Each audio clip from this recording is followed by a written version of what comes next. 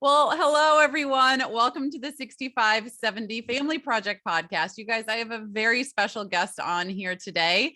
Elaine Mayson has been a part of my life for 10 years now, which is insane to think about. But back before, when I was just a fledgling and not even thinking about business and what this could look like, and the transformation that business has led me on through all of these years, these past 10 years, and where I'm at today versus where I was, that first day. In fact, the very first time I ever met Elaine was during a very tragic time that happened. And it was the very first time I ever spoke to her or was going to speak to her was actually the day I found out that my dad had died. And I found out like 10 minutes before we were supposed to get on the call. And so our entire life together for the last 10 years has been dramatic and exciting in some ways and amazing in others. And but anyway, I can't say how excited I am to have you on here, because Elaine has always been one of those people that has inspired me, and especially definitely in business, definitely in who she is. She's hilarious beyond measure, but even more so, you have always really encouraged me, whether you knew it or not, and inspired me in parenting. When I came to her house a little while ago and down in Georgia, I saw these glimpses of amazing parenting and I was blown away, and it inspired me to come home and start making changes right away. So all of that to say, welcome to the show, Elaine. Well, thank you. I tell you what, I'll have to come every Friday, I guess. I'm on cloud nine now. Thank you for the sweet words. Oh, absolutely. Absolutely. You are such a great storyteller, and just the stories of where you've come from and your family growing up, your family that you have with your husband, Scott, and the girls, and all of the things that you've done have just been so touching to me in the entire way around. So without me just gushing on you this whole time, let me know, why don't you tell our listeners a little bit about yourself, who you are, and what you guys do as a family? Well, who am I? I am believe it or not, my father was a minister. And so I grew up kind of feeling a bit like a fish in a fishbowl. But both my parents, I watched my parents model a great relationship with each other. And my brother and I both had a good relationship with my parents, despite kind of the typical preacher's kid that normally you hear about. And I do credit my parents for being just proactive in their parenting. And so that was kind of, although my dad was a minister, he also was very involved in business. So I watched he and my mom work together from just being a pastor and a wife working together within the church. I also saw them work together very closely from a business perspective. My dad never took a salary from any of the churches he was a part of, but he still figured out how to make money and care for our family. And he and my mom did that together through business. So kind of got an early glimpse of what it looks like to really pursue business as well as any other, desires of your heart. And so that was kind of fun to watch, just to watch my parents. And kind of like you said, we had some serious things happen in our life that were difficult, but I watched my parents go through difficult times and certainly learn from them, and just very appreciative of the family God that I was born into. Mm-hmm. God was good. He brought along just an amazing man that just, I feel like we fit together like peanut butter and jelly. And so from the get-go, both of us had a desire to have a great marriage. I think just that intentionality kind of holds you accountable. And we got started in a young married class at our church, and made that decision that maybe 10, 15 years into our marriage, we wanted to give back to. And so we are marriage mentors to our church, and typically are taking engaged couples through about a 10-week program and getting them ready for marriage. And so I think knowing that our desire was to have a great marriage and what we ultimately wanted to do was give back, helped us be intentional when it came to our marriage and then with our kids. Yeah, so true. Oh, and so with that, you touched on it a little bit for sure, but when you were growing up, you had some of this influence from business and what you were being taught. And can you just dive into that a little bit more throughout your early childhood, maybe your middle and even early adulthood? Where were those influences coming from? Because you are a gangbusters, businesswoman. Now you've been being in health and wellness now for over 20 years, right? Yes, Yeah. 20 And years. before that, it wasn't like you didn't have a career either. You had a career before this career. And so tell me a little bit about where all of those beautiful influences came from and maybe some people that were strategic in that. I, right out of college, I went into financial planning, and it was not something that I had on my radar. Actually, in that young married class, I just got married, moved to Atlanta, and they had mentioned that there was a position open in a financial planning firm called Ronald Blue and Company. And I didn't know of the company, but my husband did. And he was like, I was in the process of looking for a job, and he said, "Oh, that's what you need to go interview there." And it was just, I think that was a huge influence on my life, especially when it came to our finances. Although my parents were very good money managers, they were great examples, but I never really saw them really trying to influence me into leadership or anything like that. And maybe to the contrary, I look at where my drive comes from, and I almost think it was a negative in my life. And, we hear about God using all things for our good. I watched my father set my brother up in one business after another. And I always felt like yelling, "I've got good business sense. I want to do this. Set me up. Help me. Hello." And, I don't know if that was just kind of his generation. Yeah. He just wanted me to marry well. And so I think maybe that kind of that negative feeling like I was overlooked maybe put that fire in me that I'm going to show you that I got your business sense, and I got my mom's financial, management. And, I think between seeing their example and then that little bit of a fire that I wasn't getting what I saw my brother get, instead of it turning into a negative, it actually turns into a positive for me. And so I think that's probably where my fire comes from, is a bit of, I may need some counseling, but it drives me. And I'm grateful for it. I look back and I had a great relationship with my dad, and it worked out. So Yeah. that so I got into financial planning, absolutely loved that, really learned so much working as a financial planner.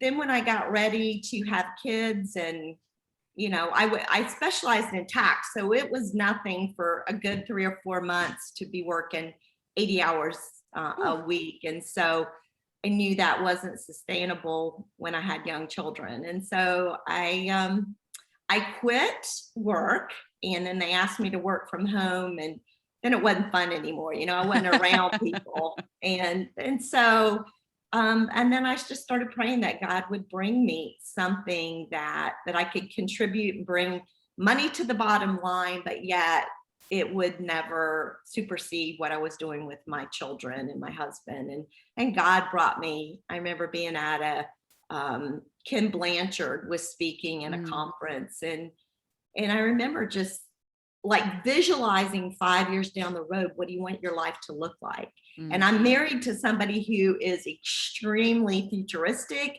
If you know the Strength Finders, one of his is futuristic, and he has always done planning since we were married, we every year, 33 years now, we've gone every January on a planning retreat. And, I think both marriage and child raising, being intentional, in my opinion, is probably the number one thing. If we're going to do it right, it doesn't just happen. It takes intentional planning, strategy, conversations. It's being intentional.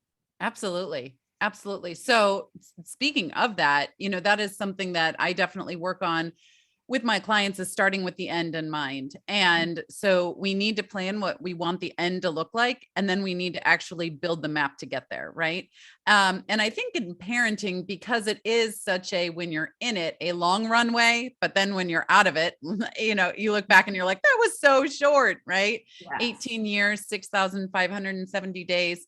And so when you're in it, it can feel like, oh, whatever, that'll happen later. We'll figure that out later. We'll do that later. I was talking yesterday about one of the community questions I had was, how do I, stop policing? I feel like I'm always policing. And I was talking about, well, when they're young, it's easy to be like, oh, that's super cute and funny. But then you got to also ask yourself, in 5 years, is this still going to be super cute and funny? Or should we maybe at least talk about this and address this a little bit, Absolutely. And so speaking of that, I remember when I was at your house, I just remember it so clearly. I was staying in one of your beautiful daughter's bedrooms, and I looked at the wall, and to your point of this planning, there was this framed, like these are my intentions for the year. And I don't remember how, she must have been maybe early mid high school at that point.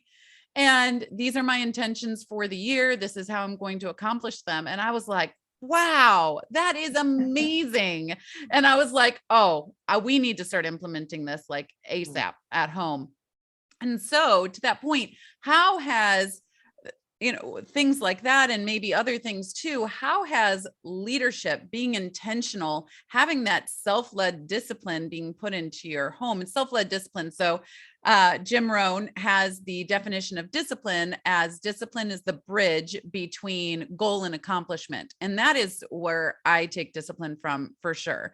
If you would have asked me, I don't know, 10, 15 years ago, what discipline is, I would have been like spanking, grounding. I would have, named all the consequences, because that's what I would have equated as discipline. But over time, and especially in the health and wellness, and we've worked in that together for so long, and all of the amazing people that we have met along the way, I really started to change and understand, oh, wait, discipline isn't consequences.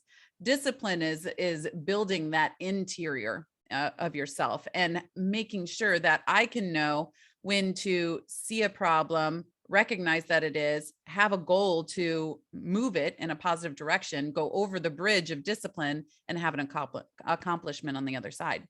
And so knowing all of those things, and I know you do because I know your family, how have you incorporated the leadership and self-led discipline into your parenting throughout these years? As you're talking, a couple of things come to mind, and I really go back to your point of when they're little, it's kind of hard. It's cute when they do funny things, but you're right. Is that going to be cute? What pattern am I developing? Right. And I think I saw that early on, where I've got some pretty strong personalities in my daughters, and they're opposites, and I remember, just having this conversation with my mom. I feel like I'm spanking, my oldest daughter 4 times a day, and it's not working, and it was, I think part of being good parents is always trying to learn and grow and get ideas. And so I always was interviewing people who had great kids. And I remember early on, we started this if then.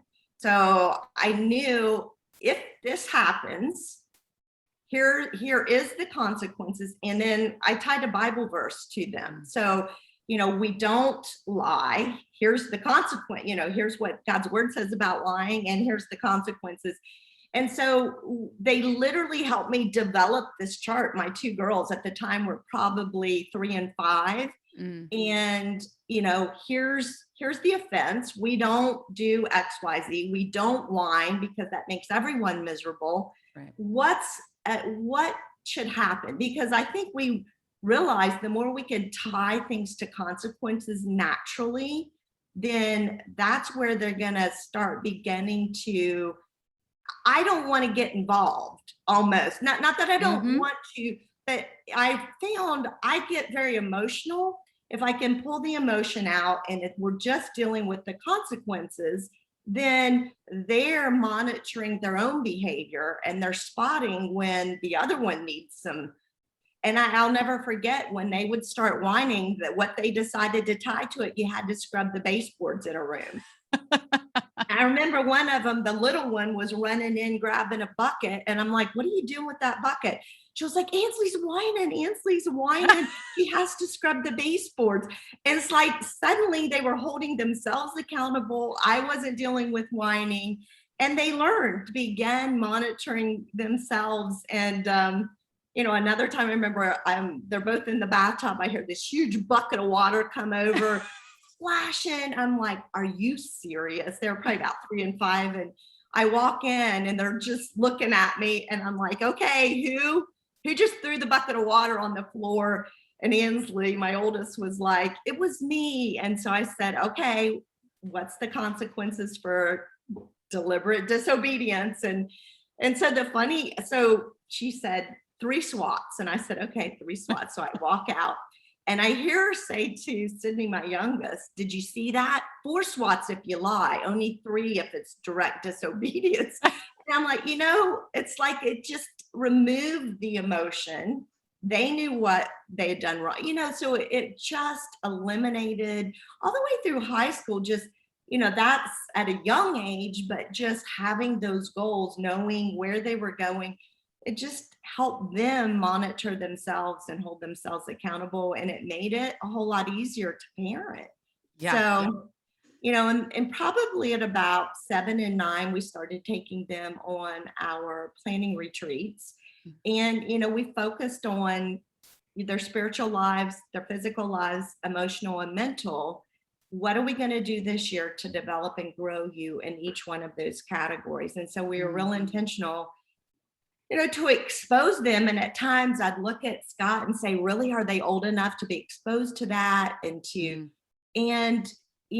like, you know what, we got to give them a lot of freedom, but with that comes a lot of responsibility. So, you want a phone in the 6th grade, that was a big deal to get a phone, Oh, yes.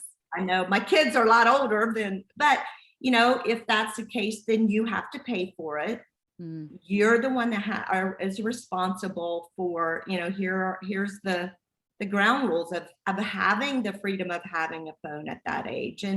And so it was kind of fun watching them, sometimes watching them make mistakes at I think it was 10 and 12, we totally handed over their finances and they got so much money a month.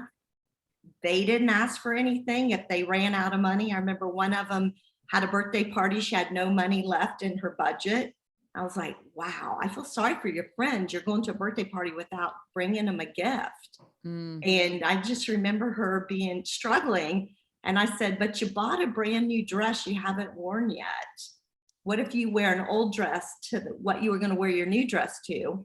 If you gave your friend a new dress? And just watching that struggle of they didn't ask us because they knew that the freedom was you had all the money in the world. You had enough money for that gift. Yeah. And it was watching them kind of figure it out was a kind of a fun process to see them, grow and have to kind of suffer through some things. Yeah. But it taught them, and it taught them well. Both are very good money managers today at 23 and 25. So wow. it's it's funny. All these thoughts are coming back. Stories are coming back of just that, giving them the freedom, but yet, unfortunately, when you get freedom, you get the responsibility that comes with it. You do. And first of all, that's gold, right there for sure. And I want to address two things, but first head back in your conversation and talking about detaching yourself from that emotion of the consequences, because I completely agree with that. And we do that in our home too. Like this is what happens and this is the consequence. And it's so nice to be able to just walk up to them when they know that they now have this consequence and be like, I'm really sorry that, this is your consequence now. And I hope that it goes better for you next time. And just, you can be there as a support for them while still being the enforcer of the boundary.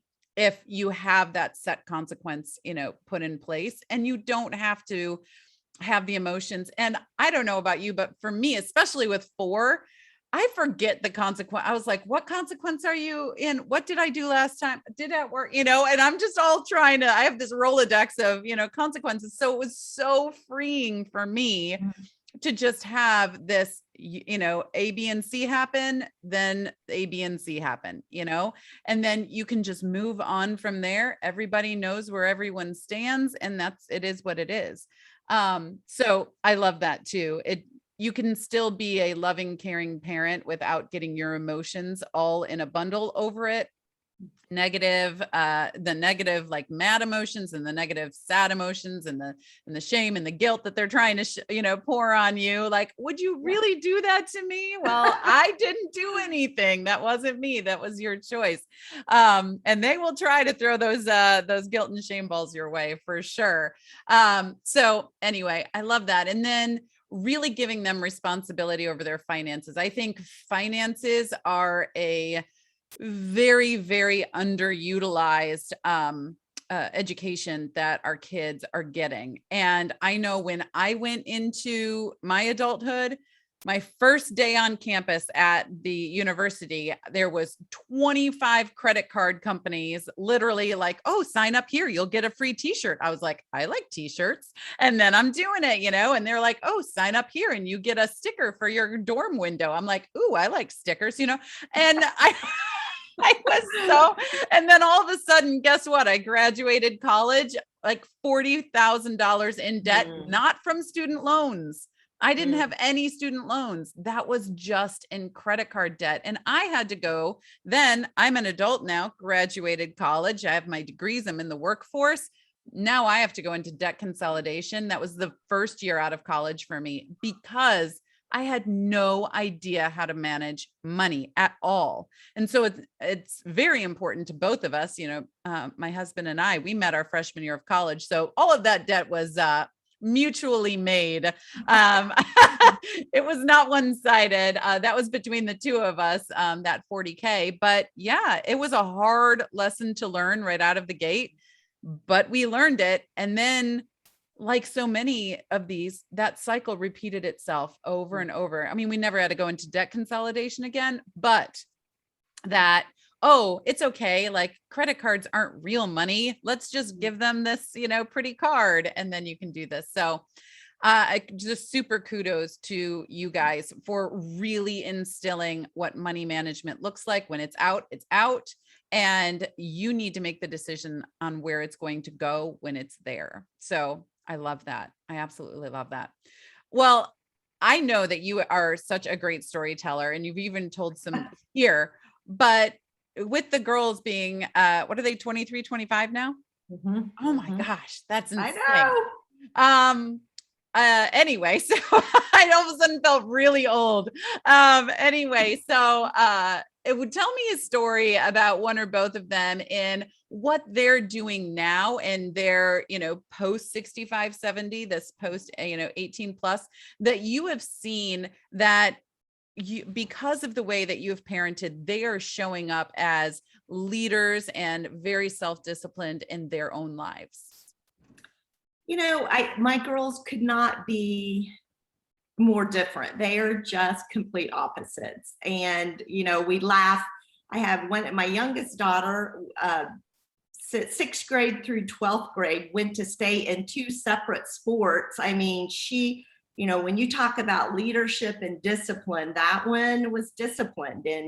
and it showed up a lot. She was on student council for 4 years, and every kind of all that typical leadership that you would expect, that she portrayed that. My other daughter, on the other hand, I called her my sports sampler. The girl went through every sport. 6 months in, she was bored with it. And so, but what I see, that leadership, how she shows up, hers is that influential leadership that comes more under the radar, but you see it there as well. And so, I guess I would say, I think all of us have those seeds of greatness. I love Dennis Whaley talks about, we're all given the seeds of greatness. They're there. They may look different in our kids. And so I think it's on us as parents to be intentional, to dig in and find that leadership, where it is in them and how it comes out in them, and to really nurture it. And so, I kind of think of two different stories. My youngest, who had more of that discipline, just that she's a go-getter. Today she's in corporate real estate and just excelling there, loving it. She wants to be the youngest. I don't even know her, the youngest. I think it's called senior broker. I think that's it. She wants to be the one to hit the youngest 1 year into her career. So that's never going to change. That's who she is. But, with her, it was kind of more of, sometimes when you got that strong of a personality, it's kind of at times kind of pulling them back a bit in creating just a more humble spirit. And I remember for her, she was getting ready to go off it was a sports camp. And I remember just saying, you be as competitive as you want on that field. But something in my heart, I always ask God, what is it I need to be really instilling in that child at that point in time? And it was almost like God was saying, you need to work with humility. And I remember saying, when your feet walk off that field, I want you to think, how can I take a back seat to others and be humble and put the spotlight on other people? And I want you to think about that. And when, God shows up and utilizes it when we seek him, and him giving me that thought. And it was a very unique thing happened in that she got to camp, and her whole school, kind of all the kids that went were housed in, I don't know, I guess it was cabins or something. And one girl they had one person too many. She got put in a cabin with a whole nother school, and it was difficult for her. She didn't want to do it. And someone goes, put Sydney in there. She can do it. Won't bother her. And Sydney goes, she came home to tell me, she goes, it was like the last thing I wanted to do was be put in a cabin with a bunch of kids I didn't know. But she ended up going into the cabin, and she came home and she was like, Mom, it was really good for me to be it just really made me realize how good God's given me with the school I'm at, the home I'm in. And it really gave her a whole new perspective. And so, to me, seeing that teaching that leadership is also being a servant as well. And she needed to see that end of the spectrum on leadership. My oldest daughter, every year for 10 years, we went to Uganda on a mission trip, and watching my daughter, who is more, I always say she flies under the radar, but watching her have the ability to step up and lead a team at 18 halfway across the country or the world, and seeing that, just the influence that she has had on that village in Adachar, Uganda. You see that they all have the potential for leadership. It's putting them in those positions and challenging them to step into the leadership in their own personality. So I'm a huge fan of personalities, testing and really getting to know those kids. Yes. And where they'll flourish and how they'll flourish, and then encouraging them. So that may have been more than you wanted. But. No, that was so good. That was so good. And yes, same. I don't feel like enough parents and kids know one another very Mm. well, right? And so and that's where vulnerability comes in, and really being true to yourself. And if you can truly know your kid and they can truly know you, then the communication walls fall and crumble before you, and it's wide open. But to touch on your point right before we close, is just I do believe kids, and I kids, I hate to say that word almost sometimes, because people are like, oh, just like little kids, and it can be condescending sometimes, but they have such potential. They have such potential. And when I look at other cultures, I mean, you look at Uganda and things, like there are kids that are way younger than 18 running households and doing things that we wouldn't even dream of, having our kids do over here in America. But my point is, they can, and they can thrive. And there's so much that they have the potential to do if we just give them the room, the responsibility, the boundaries to grow inside of and do. And so, yeah, I loved having you on here today. But before we go, is there just like a quick little, maybe, I don't know, 2 minute or so, 1 or 2 minute piece of advice that you would love to give our listeners in order to have them grow with their kids and grow this self-led discipline, this leadership within their family? What is a great takeaway that you can give them?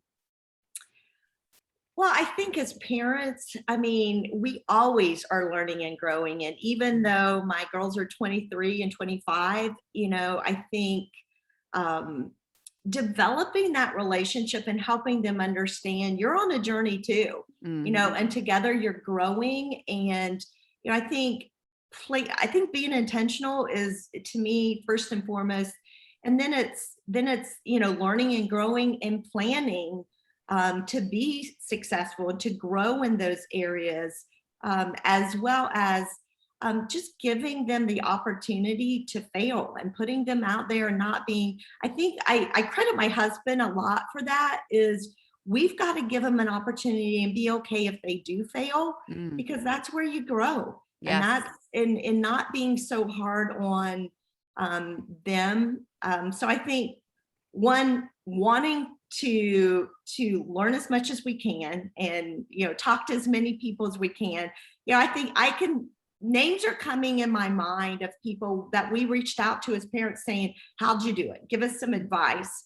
So for parents, learn, and then really teach your kids to plan to grow in all those areas, and then have systems that help you succeed. And one of my favorite things my husband always says, systems are a dime a dozen, but if you want to be successful, you better have one. And I think that holds true for parenting as well, is creating those systems, those plans, and then just, developing that relationship with those kids.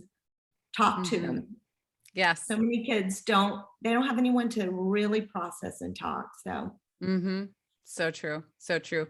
Yeah. If I had a recording of Elaine in my head that I would remember, it would be that systems saying, I've heard you say that so many times. And, but thank you so much for being on. And I love that you apply, this leadership and this discipline to everything in your life, from your personal life to your marriage to your parenting, and what you do in your career and your business and health and wellness, and all of the people that you help with in that, your team and clients and everything. It really shows through, and you've always been such an inspiration to me. So thank you for being on here today.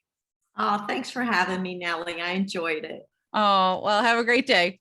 Thank you. Okay. Bye-bye. Bye bye.